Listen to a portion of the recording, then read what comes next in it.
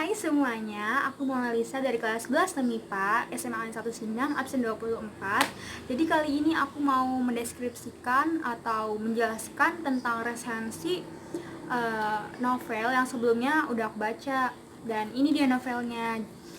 Judulnya Ayahku Bukan Pembohong, yang dikarang oleh Terelie. Wah, Terelie tentunya udah gak asing ya di telinga kalian. Diterbitkan oleh PT Gramedia Pustaka Utama pada tahun 2011 sampai cetakan ke-19-nya itu pada tahun 2017. Benar-benar bestseller ya. Memiliki 304 halaman dengan tebal 20 cm. Bagian sinopsis dari novel Ayahku Bukan Pembohong.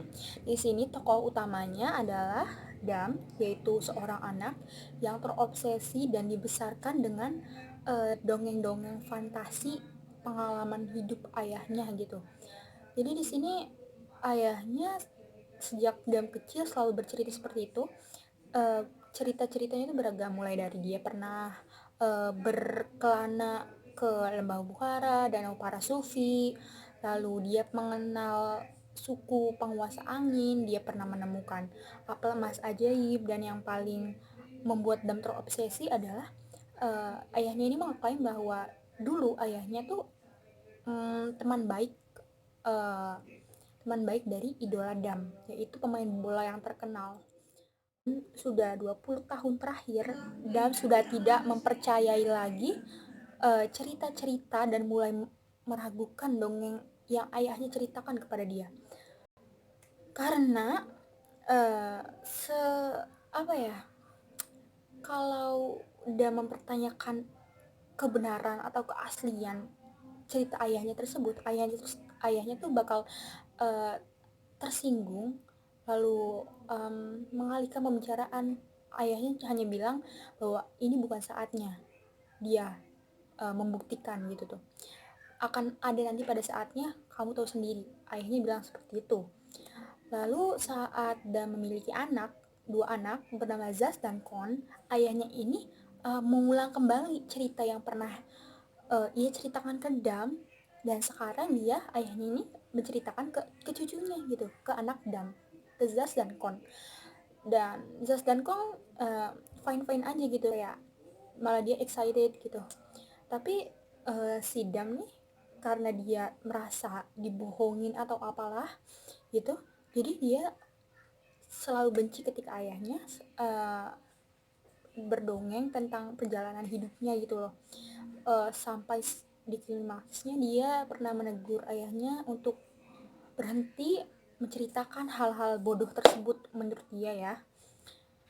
Dan akhirnya ayahnya diusir, ayahnya jatuh sakit dan sampai akhirnya meninggal. Di pemakaman ayahnya berkumpullah tokoh-tokoh semua yang ada dalam dongeng ayahnya itu benar. Tokoh-tokoh itu membenarkan bahwa ia mengenal ayahnya, bahwa apa yang ayahnya katakan benar. Di situ Dam kaget dan shock.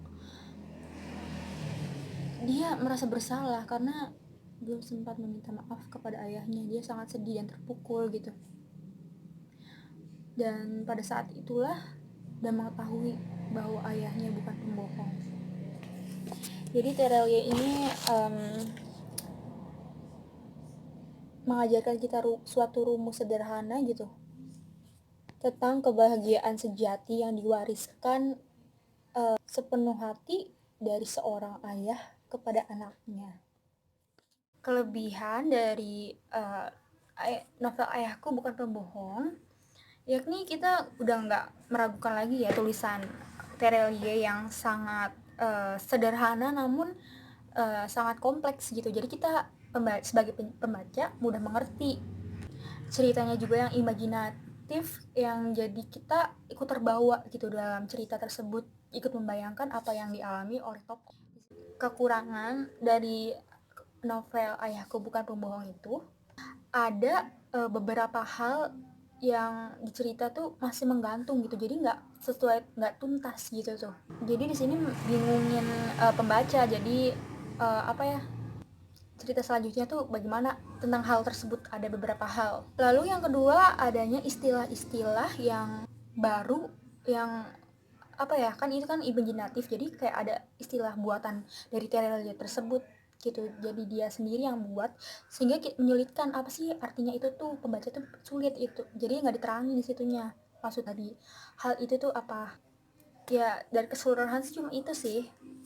Oke guys, di akhir video ini makasih udah nonton, udah nyimak. Dadah.